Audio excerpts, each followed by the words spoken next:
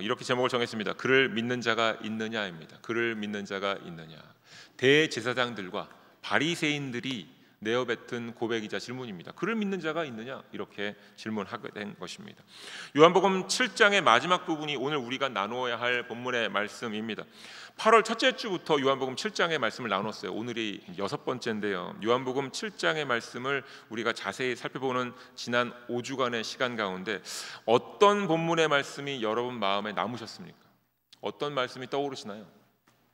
어떤 verse가 여러분의 마음 가운데 강한 인상을 남겨주셨습니까? 아무것도 떠오르지 않으시는 분은 없겠죠? 전 잘 모르겠습니다. 오늘 처음입니다. 그러신 분들은 오늘 것만 기억하시면 됩니다. 여튼 저희가 요한복음 7장의 말씀, 전체 말씀의 마지막 부분을 오늘 우리가 함께 나누고자 합니다. 1번적으로 우리가 읽는 성경은 요한복음 7장을 6부분으로 나누고 있습니다. 그리고 이러한 나눔은 대개 내용적인 흐름과 주제에 따라서 이것을 나누고 있습니다. 자, 1절부터 9절까지 예수님께서 갈릴리에 머물러 계심을 성경이 그대로 보여줍니다. 예수님께서 갈릴리 일부로 남아 계셨다, 이것을 보여주고요. 그 뒤에 10절부터 13절까지 예수님께서 유대로 조용히 가십니다. 알리지 않고 조용히 아무도 모르게 찾아가십니다.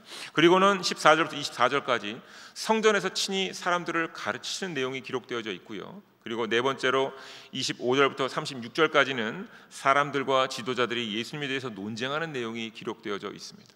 자, 그리고 37절부터 44절까지는 생수의 강이 흘러 넘친다라는 것을 예수님께 친히 말씀해 주셨습니다. 그리고 오늘 본문까지 해서 이 마지막 말씀까지 보면 여전히 믿지 않는 사람들, 대제사장들과 바리새인들에 대해서 기록하고 내용이 맞춰집니다. 이렇게 6가지의 내용이 요한복음 7장에 기록되어져 있습니다.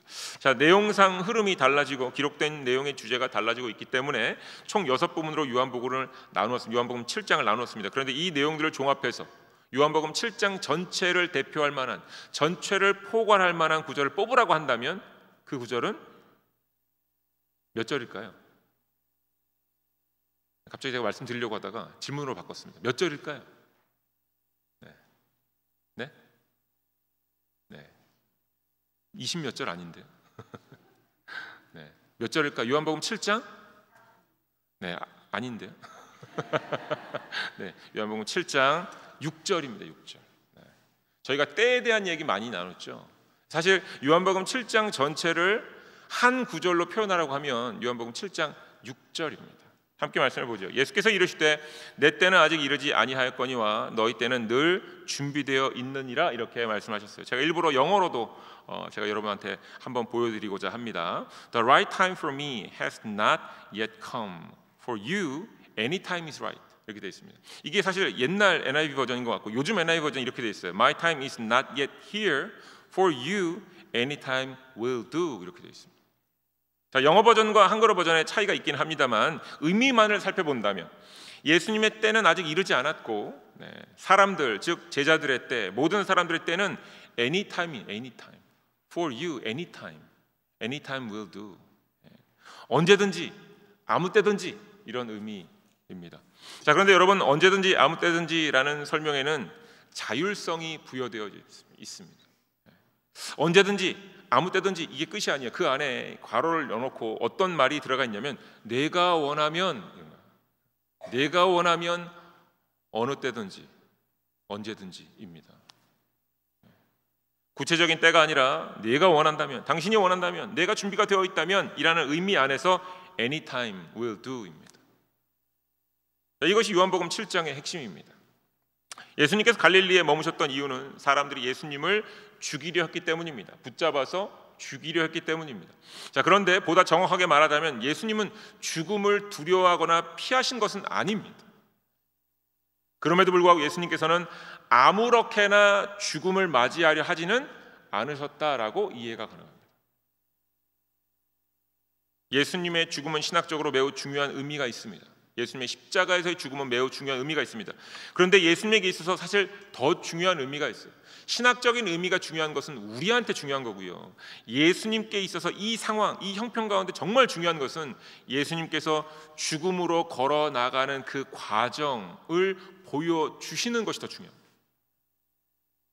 죽음 자체가 중요했다면 그냥 예수님 오시자마자 십자가에 달려 돌아가셨을 됐는데, 예수님께서 이 십자가의 여정을 우리에게 보여주신 이유는 the process, 이게 너무 중요한 겁니다. 과정, 이 과정이 너무 중요한 거고요. 이 과정이 왜 중요한가 하면요, 이 과정 가운데 우리가 믿음을 얻게 되기 때문에 그렇습니다.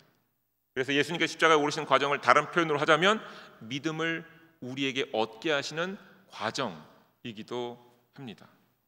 자, 여러분, 제가 몇 번 설명을 드렸고 오늘도 또 설명을 드릴 건데요, 믿음이란 단어가 너무 중요합니다. 영어로는 faith라고 얘기했어요. faith. 이미 아시는 분들은 아실 텐데, 자, 이게 헬라어로 두 가지의 단어가 더 있습니다. 헬라어로 피스티스라는 단어를 쓰기도 하고 페이도라는 단어를 쓰기도 합니다. 피스티스, 페이도입니다.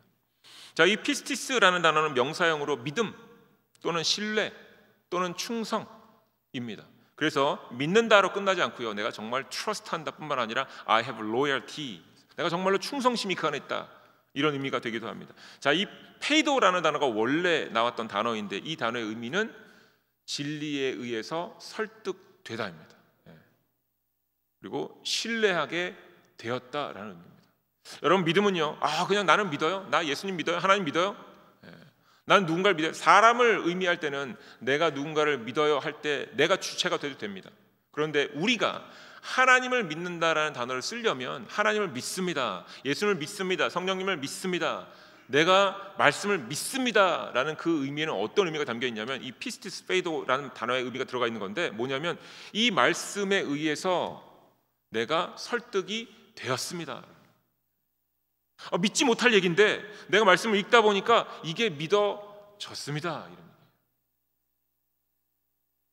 제가 몇 번 이런 예를 들었습니다.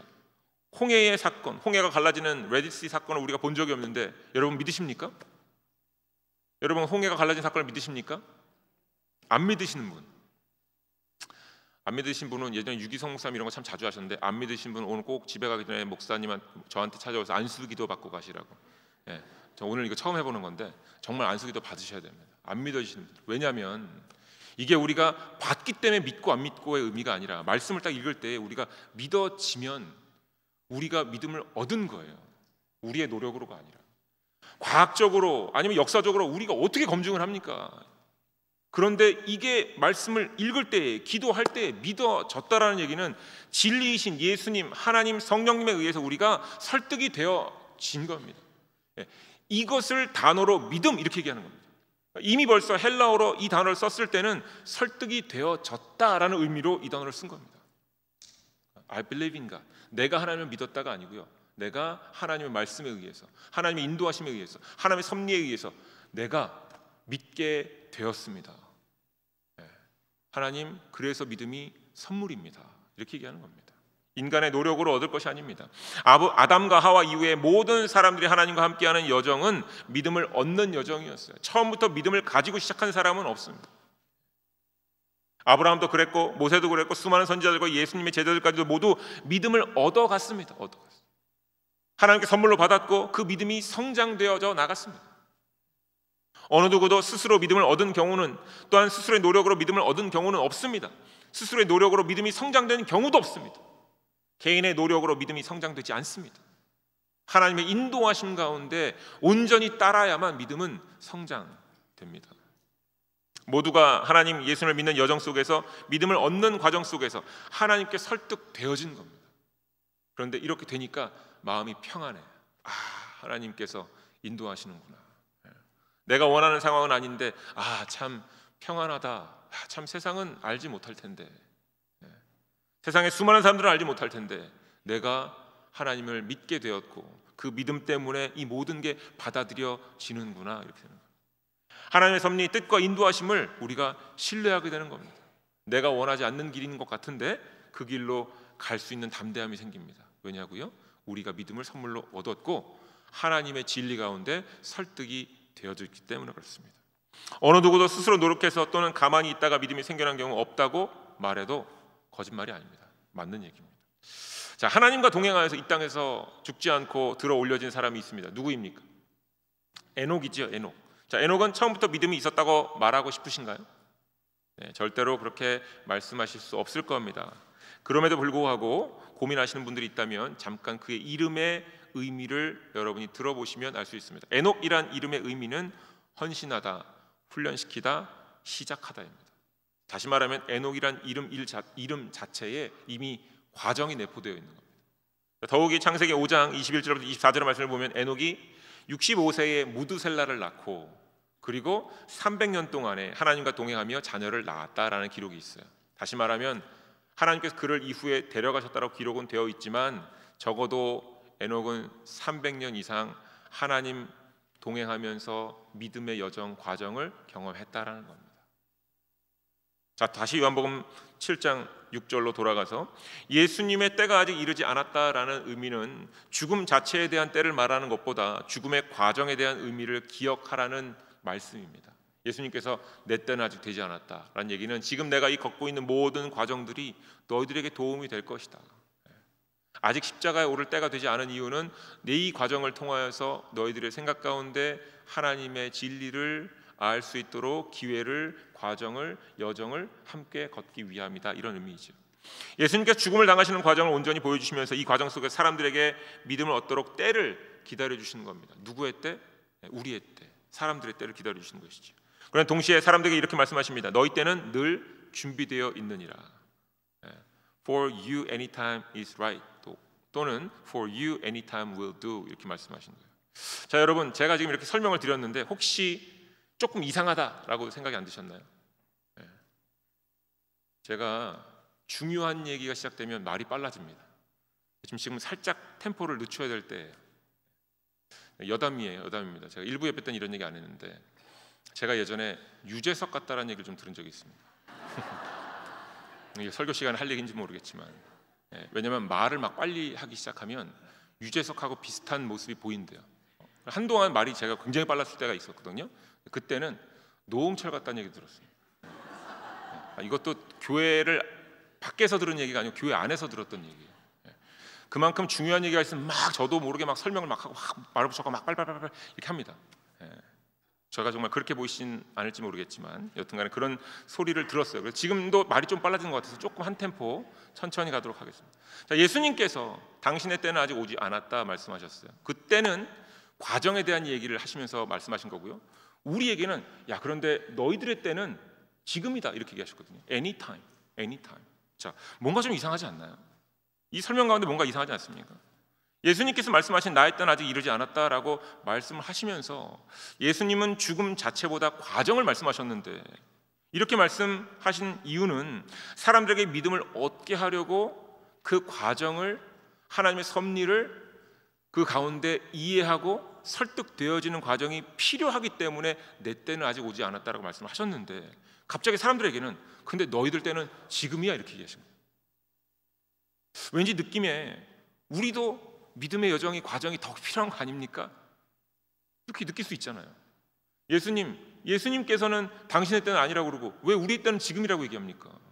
예수님 과정이 그렇게 중요하시다며요. 그런데 왜 우리 과정은 지금이라고 마치 과정이 없어도 되는 것처럼 얘기하시나요?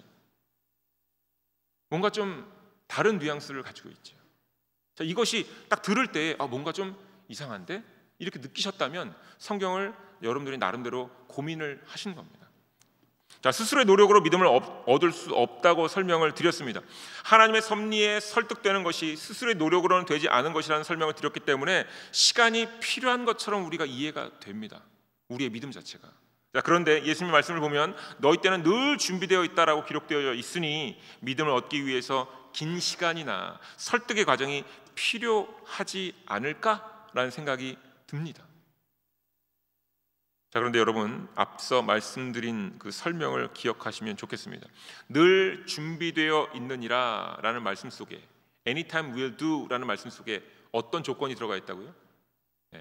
언제든지 아무 때든지 라는 의미도 있지만 그 안에 자율성이 부여되어 있는 겁니다. 뭐라고요? 내가 원하면입니다. 내가 원하면 언제든지 아무 때든지입니다.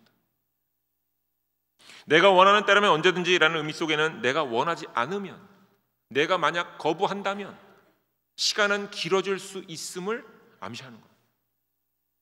For you anytime is right 이라는 의미는 모든 시간이 너에게 맞다라는 의미이자 사실 이 시간이 너의 어떤 상태에 달려 있다라고 말씀하시는 의미이기도 합니다.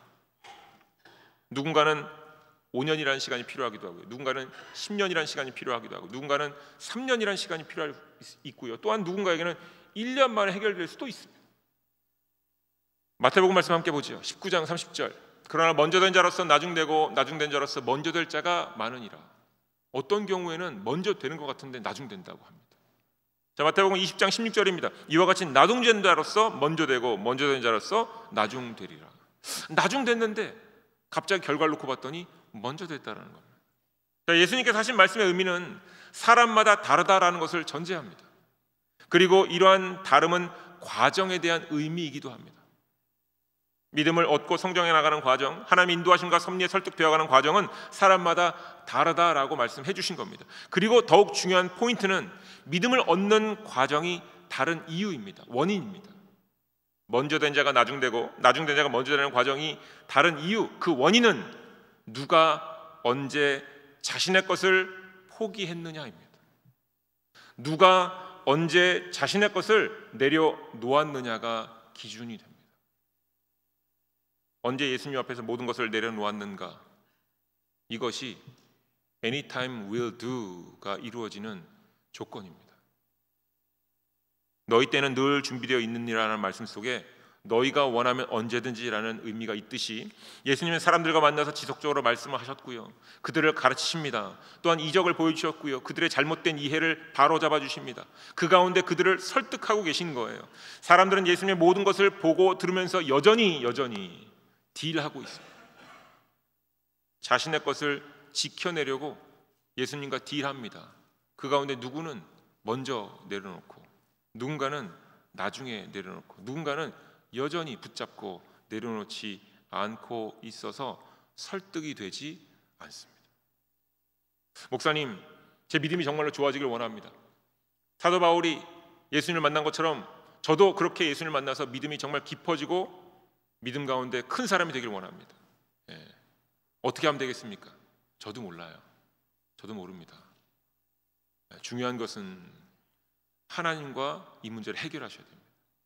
내가 혹시 주님의 말씀 가운데, 인도하심 가운데, 섭리 가운데, 붙드심 가운데 내려놓지 못한 무언가가 있는 게 아닌가 돌아보셔야 됩니다. 주님은 끝까지 제자들과 사람들 앞에서 말씀을 전하시고 가르치시고 이적을 보여주시면서 그들로 하여금 진리 가운데 설득되어지도록, 진리 가운데 믿음을 얻을 수 있도록 인도하시는데 끝까지 뭔가를 붙들고 있습니다. 나만의 것을 붙들고 있는 사람은 절대로 설득되어지지 않습니다. 다른 표현으로 설득되지 않으려고 노력하고 있기 때문에 설득되지 못하는 겁니다. 늘 항상 믿음을 얻을 때는 주어졌지만 늘 항상 마음을 완전히 내려놓지 못하고 버티고 있습니까? 누가 그렇습니까? 오늘 본 말씀 가운데 대제사장들과 바리새인들이 그러고 있었습니다. 요한복음 7장 45절 말씀 함께 보지요. 아랫사람들이 대제사장들과 바리새인들에게 오니 그들이 묻되 어찌하여 잡아오지 아니하였느냐, 이렇게 말합니다. 대제사장들과 바리새인들이 성전에 경비를 쓰던, 보초를 쓰던 군인들을 보냈습니다. 예수님을 잡아오도록. 가서 예수가 가르칠 때, 예수가 사람들 앞에 섰을 때 잡아오라 보냈습니다. 그런데 그들이 그냥 돌아옵니다. 자, 이에 대제사장들과 바리새인들이 묻는 겁니다. 왜 잡아오지 않았느냐? 명령을 받았으면 가서 잡아와야지 왜 안 잡아왔느냐? 라고 묻는 겁니다. 그때에 이 성전의 경비들이 그들에게 대답합니다. 요한복음 7장 46절입니다. 아랫사람들이 대답하되 그 사람이 말하는 것처럼 말한 사람은 이때까지 없었나이다 하니. 성전의 경비들이요, 예수님을 잡으러 갔습니다. 그리고 예수님을 잡으려고 기회를 보다가 예수님의 말씀에, 가르침에 귀가 열리기 시작합니다. 그러면서 본인들도 모르게 조금씩 설득되는 과정이 시작돼 버린 거예요. 자신들도 모르게 예수님의 말씀과 가르침을 통해서 설득의 여정, 믿음이 주어지는 여정이 시작되는 겁니다. 그래서 아무것도 할 수 없이 그냥 돌아옵니다. 자, 그런데 대제사장들과 바리새인들은 아니었다라는 겁니다. 47절 말씀. 바리새인들이 대답하되 너희도 미혹되었느냐 묻는 거예요. 성전의 경비들에게 물은 질문입니다. 너희도 예수라는 사람, 그 청년이 말하는 그 말에 속고 있는 것이냐? 물으면서 48절에 이렇게 말합니다. 당국자들이나 바리새인 중에 그를 믿는 자가 있느냐? 되묻습니다. 이 말씀의 이 질문의 말의 의미는 이겁니다. 대제사장들과 서기관들 중에 예수를 믿는 사람이 있는 것 같으냐 없는 것 같으냐? 없지 않느냐? 우리 가운데 율법으로 단련된 사람들, 전통 가운데 붙들려 있는 사람들, 권위가 있는 사람들 중에 누가 예수의 이야기에 귀를 기울이겠느냐? 우리 가운데 그를 믿는 사람이 있느냐? 없다. 이런 얘기입니다. 자, 그러면서 예수를 믿지 않은 정확한 이유를 기록하고 있습니다. 49절이죠. 율법을 알지 못하는 이 무리는 저주를 받을 자로다. 대제사장들과 바리새인들이 예수를 믿지 않았던 이유가 여기에 분명히 기록되어 있습니다. 뭐라고 되어 있습니까? 예수님은 하나님 말씀 율법과 다르다입니다. 다르다. 율법을 모르니까 예수가 하는 이야기에 속고 있는 것이 아니냐, 이렇게 얘기하는 겁니다. 자신들이 붙잡고 있는 그 율법, 자신들이 이해한 율법과 견주어 보면 예수를 믿는다라는 것은 말도 안 되는 일이다라고 말하는 겁니다. 그러면서 사실 악담을 하는 겁니다. 율법을 모르는 이 무식한 자들, 저주를 받아라 입니다. 대제사장들과 바리새인들은요, 믿음을 얻지 못했습니다. 더욱이 믿음을 얻는 진리에 설득되는 과정도 시작되지 않은 듯합니다. 왜입니까? 무엇이 이들로 하여금 믿음을 얻는 과정에 서지도 못하게 한 것입니까? 맞습니다. 믿음을 자신들의 노력으로 얻을 수 있을 것이라 여기며 살아온 시간 때문에 그렇습니다. 자신들의 노력으로 하나님의 영광을 드러낼 수 있을 것이라 여기면서 살아온 그 시간과 삶 때문에 그렇습니다. 내 의지와 노력으로 믿음도 얻을 수 있을 것이다. 내 의지와 노력으로 내가 천국도 갈 수 있을 것이다. 내 의지와 노력으로 이뤄낼 수 있을 것이다 라고 여긴 사람들, 그 사람들의 시간 때문에 절대로 이것을 받아들이지 못하는 겁니다. 자신들의 생각과 판단이 하나님의 생각과 판단이라 여기면서 살아온 시간 때문에 그렇습니다. 내가 하나님의 편에 서 있는가를 생각하기 이전에 이미 오랜 시간을 통해서 내 생각이 하나님의 생각이야 라고 착각하며 살아온 시간이 너무나도 많기 때문에 그렇습니다. 자, 그들의 말을 곱씹어 보셔야 됩니다. 49절, 율법을 모르는 무식한 자들 저주를 받을 것이다. 자신들만 하나님 말씀을 안다고 여기고요, 자신들의 생각이 하나님의 생각이라고 생각하는 결과 이렇습니다. 저희가 지난 며칠간 수요일이나 금요일이나 토요일날 계속 로마서 1장의 말씀을 제가 함께 병행하면서 강조해 드렸습니다. 로마서 1장 19절과 20절의 말씀을 반드시 잊지 말고 기억하시라고 말씀을 드렸습니다. 다시 함께 보겠습니다. 이는 하나님을 알만한 것이 그들 속에 보임이라 하나님께서 이를 그들에게 보이셨느니라. 아멘. 창세로부터 그의 보이지 아니하는 것들 곧 그의 영원하신 능력과 신성이 그가 만드신 만물에 분명히 보여 알려졌나니 그러므로 그들이 핑계하지 못할지니라. 아멘. 성경 말씀, 하나님 말씀이 정확하게 우리에게 증거합니다. 사람은 반드시 하나님을 알 수밖에 없는 존재다라는 겁니다. 우리 안에 하나님을 알 수 있는 것이 반드시 있다라는 것이고요, 하나님의 창조의 질서, 하나님의 능력과 모든 섭리는 창조물들 가운데 다 포함되어져 있다라는 겁니다. 그러니까 어느 누구도 하나님을 모를 수 없다라는 겁니다. 따라서 나는 몰랐습니다, 난 들어본 적이 없습니다, 핑계댈 수 없다라는 겁니다. 특별히 인간은 하나님을 몰랐다 핑계댈 수 없는 존재로 처음부터 창조가 되었다라는 겁니다. 자, 그런데 이러한 핑계를 대는 존재가 바로 사람이 되었습니다. 하나님께서 하나님을 알만한 것을 사람에게 보이셨는데 사람이 하나님을 외면하는 자리에 직접 찾아가서 섭니다. 그 자리에 섭니다. 하나님을 거부합니다. 예수님을 거부합니다. 하나님께서 사람 안에 하나님을 알만한 것을 보이셨는데 하나님을 외면할 수 있었던 이유는 바로 이것 때문이다라고 사도 바울이 말합니다. 로마서 1장 24절 말씀입니다. 마음의 정욕 때문이다 말합니다. 자, 여러분, 마음의 정욕에 대해서 여러 번 설명을 드렸지만 오늘 또 드릴게요. 너무 중요하니까 또 드립니다. 마음의 정욕 그러면 우리가 알고 있는 desire 아니면 우리가 갖고 있는 어떤 passion 정도가 아니에요. 영어로는 조금 다르게 표현되어 있을 텐데 lust라는 표현이 되어 있을 텐데 인간의 정욕, 욕망, 탐심, 성경에서 말하는 이 마음의 정욕들은 사실 정확하게 얘기하면 우리 마음 안에 뭔가 하나를 품었을 때 우리 안에서 일어나는 감정적인 변화이자 동시에 이 감정적인 변화를 해결하려고 마음에 품었던 것을 얻어내기 위해 숨을 거칠게 몰아쉬며 달려가는 모습입니다. 이 정욕이라는 단어의 이 의미가 원래 담겨져 있어요. 이 정욕이라는 단어의 의미 가운데 거친 숨을 몰아쉬며 달려가다라는 의미가 담겨져 있습니다. 작던 크던 상관없습니다. 인간의 마음 가운데 이 정욕, 내가 원하고 바라는 것이 탁 들어오면 그것을 얻기 위해 사람은 감정적으로 동화되고 감정적으로 업앤다운을 경험하면서 그것을 향해 미친 듯이 달려가며 거친 숨을 몰아쉽니다. 자, 그 가운데 목표를 향해 달려가는 가운데 이미 사람의 마음에 하나님을 알 만한 것을 지워버리기 시작합니다. 그래서 이 정욕이라는 그 단어의 제일 마지막 의미, 제가 설명드렸지요. 디오라는 단어의 마지막 의미는 6월절의 어린 양을 죽이다입니다. 우리를 위해 이 땅에 오신 예수님을 죽이다입니다. 다시 말하면 우리 안에 생명을 주신 예수님, 우리 안에 찾아오신 그 예수님을 우리가 작던 크던 그 정욕 하나 때문에 예수님도 지워버린다라는 얘기가 됩니다. 사실 굉장히 무서운 얘기이기도 하고 기독교인이라면, 예수님을 믿는다면 반드시 잊지 말고 있어야 될 말씀입니다. 하나님의 전능하심과 하나님의 주권을 알도록 사람에게 보이신 것을 완전하게 묵살할 수 있는 것이 인간의 정욕입니다. 제가 1부 때도 이렇게 설명을 드렸어요. 정욕 그러면 왠지 네거티브 커노테이션, 굉장히 나쁜 의미가 있지요. 나쁜 것 이렇게 느껴지는데, 여러분 이 정욕을 다른 표현으로 바꿔보면 내가 좋아하는 것이 정욕이 될 수 있고요, 내가 즐거워하는 것, 이것도 정욕이 될 수 있습니다. 다른 표현으로 사람으로 스스로를 속이는 힘, 이것이 정욕입니다.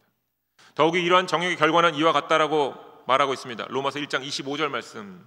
이는 그들이 하나님의 진리를 거짓 것으로 바꾸어서 피조물을 조물주보다 더 경배하고 섬김이라. 주는 곧 영원히 찬송할 이시로다. 자신 스스로를 섬기고 경배하는 사람이 된다라는 겁니다. 자, 그리고는요, 로마서 1장 32절 마지막입니다. 그들이 이 같은 일을 행하는 자는 사형에 해당한다고 하나님께서 정하심을 알고도 자기들만 행할 뿐만 아니라 또한 그런 일을 행하는 자들을 옳다 하느니라. 아멘. 자신들만 속이는 것을 끝나지 않고요, 남들에게도 찾아가서 괜찮아, 그건 괜찮아, 나쁜 거 아니야, 해도 괜찮아, 이런 식으로 그 사람들까지도 현혹시킨다라는 겁니다. 자, 어떻게 그렇습니까? 오늘 본문 말씀 가운데 있습니다.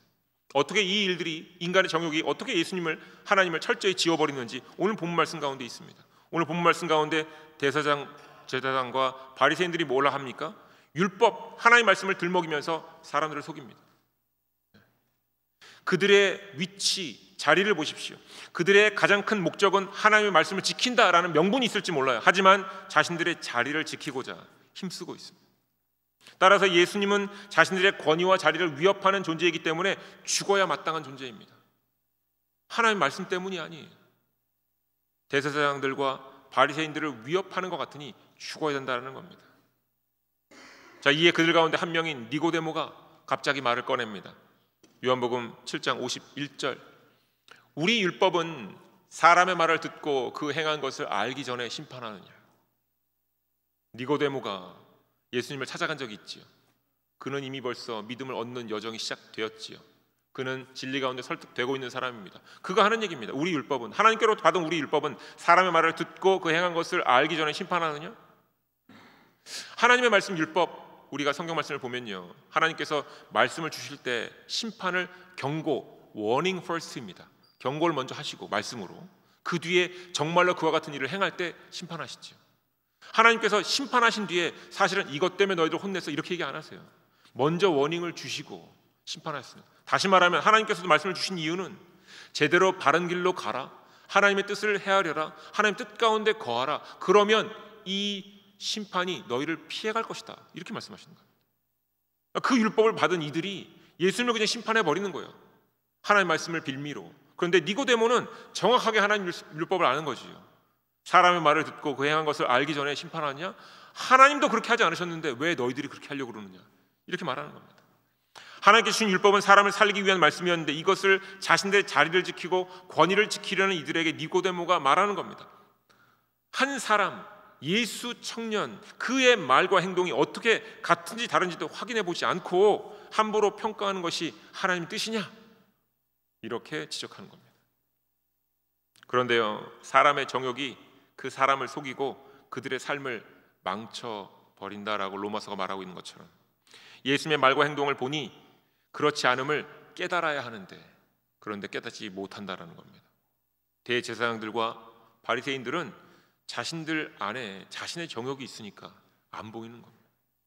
그런데 니고데모는 어렴풋하게나마 믿음을 얻는 과정, 이 설득의 과정을 얻게 되었던 사람입니다. 그래서 그런 의미로 말하는 겁니다. 그래서 이 51절이 너무나도 중요한 말씀이기도 합니다. 우리 율법은 사람의 말을 듣고 그 행한 것을 알기 전에 심판하느냐. 예수님의 말씀을 듣고 예수님의 행한 것을 제대로 알아보기도 전에 이 예수님을 정죄하려느냐라고 말하는 것입니다. 사랑하는 교회 여러분, 때를 말씀하시는 예수님의 음성에 귀를 기울이시길 주님의 이름으로 간절히 축원드립니다. 때가 참 중요합니다. 예수님께서 이 과정을 경험하시면서 우리에게 이 과정을 참여하라 하십니다. 그런데 말씀하시는 거예요. 나는 너희들에게 이만큼을 보여줄 텐데 그걸 보여주고 따라오는 과정 가운데 너희들 때는 각각 다를 거야. 너희들 때는 지금이야 지금. 항상 지금인 것을 잊지 마. 그런데 여기서 중요한 것은요, 너희들이 너희들 스스로의 것을 마음 안에 정욕을 내려놓지 않으면 절대로 보이지 않을 것이다 라는 거예요. 언제나 항상이라는 의미 속에 너희의 것이 내려놓아지지 않으면 안 된다는 의미가 있음을 잊지 마셔야 됩니다. 우리의 때는 지금 항상이지만 우리가 항상 지금 이때에 내 마음 안에 내가 바라는 것, 원하는 것을 품고 있으면 우리의 때를 이뤄낼 수 없다는 겁니다. 지난주 설교 말씀 가운데 생수의 강이 흘러 넘치는 경우이죠. 발목까지 찼던 물이, 다른 본문 말씀 보면 그렇게 돼 있는데 발목, 무릎, 허리, 어깨, 그 다음에 머리까지 채워지는, 물이 차오르는 것을 환상 가운데 보게 되는 동일한 말씀이 동일하게 요한복음에도 있는 겁니다. 생수의 강이 흘러 넘치는 것. 어떤 경우에 생수의 강이 흘러 넘칩니까? 우리 마음 안에서 우리 안에 내 정욕이 없어졌을 때 하나님 말씀이 생수의 강처럼 흘러 넘치는 것. 그때요, 10년, 20년 뒤를 보고 살아가는 게 아니라 오늘을 살아가는 겁니다. 오늘. 그래서 오늘이 중요한 때입니다. 오늘이 구원받을 때입니다. 오늘이 바로 그때입니다. 오늘이 은혜를 선포하고 함께 말씀을 나눌 때입니다 라고 선포하는 이유는 항상 우리의 때가 열려있지만 내 것이 내 안에서 내려놓아질 때 바로 그때가 말씀이 생수의 강처럼 흘러넘쳐서 지금이 우리에게 구원의 때입니다라고 고백하게 되는 것입니다. 뿐만 아닙니다. 하나님을 마음에 두기 싫어하는 것에 대해서 로마서 1장이 말합니다. 하나님을 마음에 두기 싫어하는 모습이 정욕을 품고 있는 마음이다 얘기하죠. 그렇기 때문에 하나님을 마음에 두기 즐거워하는 경우로 우리의 삶이 바뀌어져야 됩니다. 일부러라도 더 매 순간마다 하나님의 말씀을 마음에 품고 의지하시길 주님의 이름으로 간절히 축원드립니다. 대제사장들과 바리새인들은 자신들의 마음의 정욕에 사로잡혀 있습니다. 예수님께서 인도하시는 믿음을 얻는 과정을 따르지 못하게 되었습니다. 심지어 하나님의 말씀을 언급하면서 예수님을 저주합니다. 율법을 언급하면서 예수님을 저주합니다. 말이 안 되는 행동을 하고 있습니다. 자신들의 권위와 자리를 지키기 위해서 하나님 말씀을 막 무단으로 사용하는 겁니다. 그러면서 심지어 다른 이들에게도 이것이 맞다 가르칩니다. 율법을 모르는 자들 저주를 받을지어다. 무슨 얘기입니까? 그들이 율법의 의미를 제대로 알지 못하고 있음에도 불구하고 본인은 정욕 때문에 제대로 말씀을 이해도 못하고 말씀을 제대로 사용하지도 못합니다. 사람의 믿음에는 행동이 따르는 것이 맞습니다. 수행됩니다. 우리가 믿음이 있으면 믿음에 따라 행동하게 됩니다. 그래서 이 사람의 믿음에는 말과 행동이 근데 언제나 동일한 것을 우리는 확인해야 됩니다. 내 믿음과 내 행동이 같이 가고 있는가, 이것을 항상 확인해야 합니다. 그리고 그 말과 행동을 일으키는 우리 마음은 언제나 정결해야 됩니다. 내 것이 있으면 안 됩니다.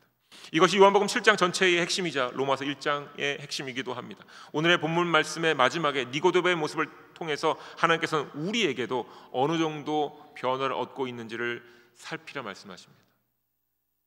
삶을 살아가면서 사람들의 말에 귀를 기울이는 것도 참 중요한 일입니다. 이웃들의 말에 귀를 기울여야 하겠죠. 하지만 하나님의 말씀으로 말씀을 다스리면서, 마음을 다스리면서 하나님의 말씀을 따라서 생각하고 말하는 것이 더 중요합니다. 더욱이 이러한 기준으로 모든 나와 주변을 살피는 것이 신앙인의 삶입니다. 우리 마음 가운데 나만의 정욕, 내가 붙들고 싶은, 내가 붙잡고 있는, 내려놓기 싫어하는 것이 있는지 이것을 살피는 것이 너무나도 중요합니다. 사랑하는 교회 여러분, 오늘의 말씀으로 우리의 위치, 우리가 지금 어디에 서 있는지를 다시 되돌아보시길 주님의 이름으로 간절히 축원드립니다. 더욱이 우리의 마음에서 우리의 것, 우리만의 것이 포기됨 없이 온전한 믿음이 여정은 이루어지지 않을 것임을 아시고 깨달으시며 다시 여러분 안에, 마음 안에 있는 것을 내려놓으시고 하나님 말씀으로 채우셔서 이 믿음의 여정을 잘 끝까지 이루어내시길 주님의 이름으로 간절히 축원드립니다. 믿음, 그다음에 성장, 믿음의 성장은 우리의 노력과 힘으로는 안 됩니다. 주님께 의지하시면서 하나님 말씀을 온전히 담아내시고 우리 마음 안에 하나님 두기를 기뻐하시는, 하나님 말씀을 품는 것을 기뻐하시는 그 삶의 자세로 나아가실 때 분명 주님께서 성령을 통해 말씀으로 우리를 가르치시고 성장하시게 인도해 주실 것입니다.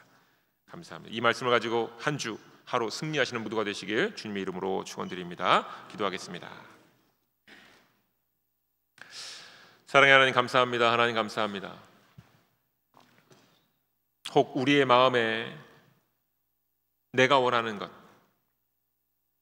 내가 포기하지 못하는 것, 이런 정욕이 우리의 눈을 가리고 있는 것은 아닌지, 우리의 마음의 정욕이 우리뿐만 아니라 이웃들의 눈을 가리고 있는 것은 아닌지, 더욱이 우리가 하나님을 안다 하면서도 하나님의 자리에 스스로 앉아 있는 것은 아닌지 돌아봅니다.